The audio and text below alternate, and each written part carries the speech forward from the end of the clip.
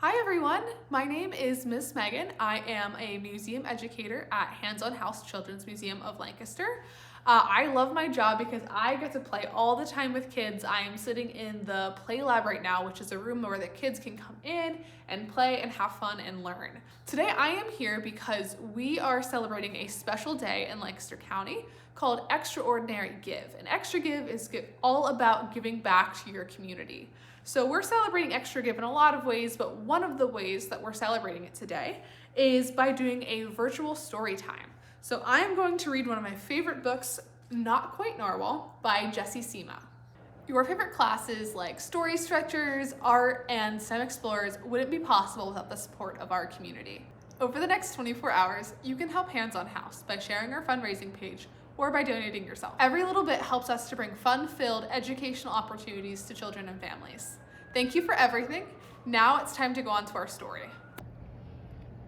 Our book today is Not Quite Narwhal by Jessie Sima. This book is about this little guy right here named Kelp, and we'll have to see about Kelp's adventures. Kelp was born deep in the ocean.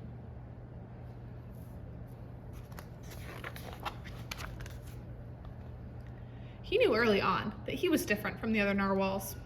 His tusk wasn't as long as everyone else's. He had different tastes in foods, and he wasn't a very good swimmer.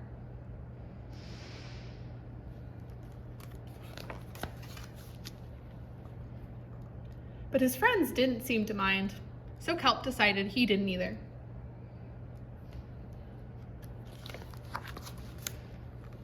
That is, until he was swept away by a strong current. I wish I were a better swimmer.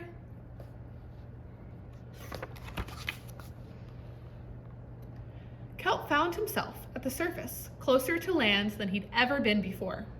High up on a cliff, he spotted a mysterious, sparkling creature. It looked so familiar. It looked like Kelp!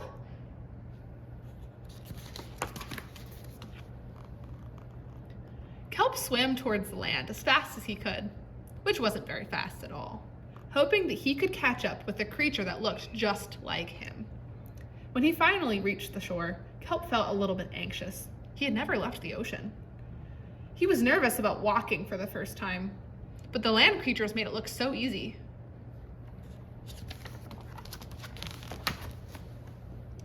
It wasn't.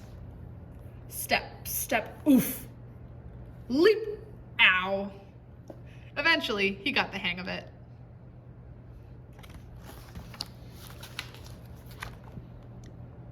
Everything on land was strange and beautiful, but also kind of scary.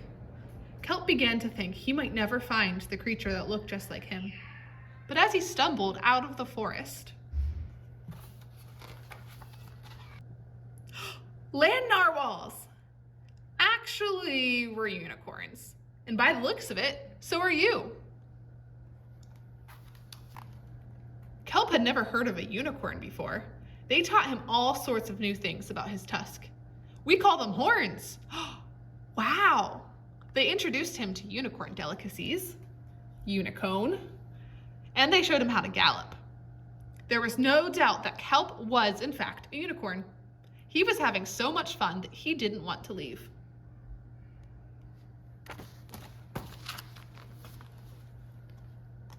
But then he remembered all of his friends under the sea.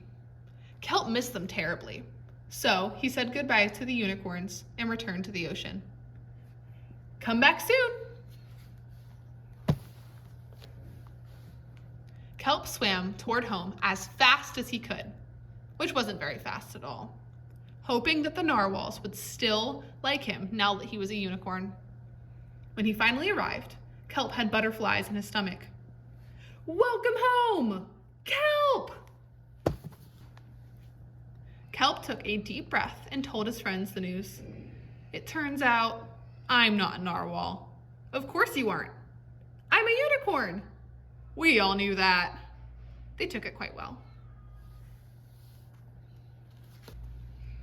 Kelp was happy to be home, but now that he'd experienced life on land with the unicorns, he couldn't seem to forget them. Did he want to be a land narwhal with the unicorns? Or a sea unicorn with the narwhals? Kelp couldn't decide. But then he realized that maybe just maybe,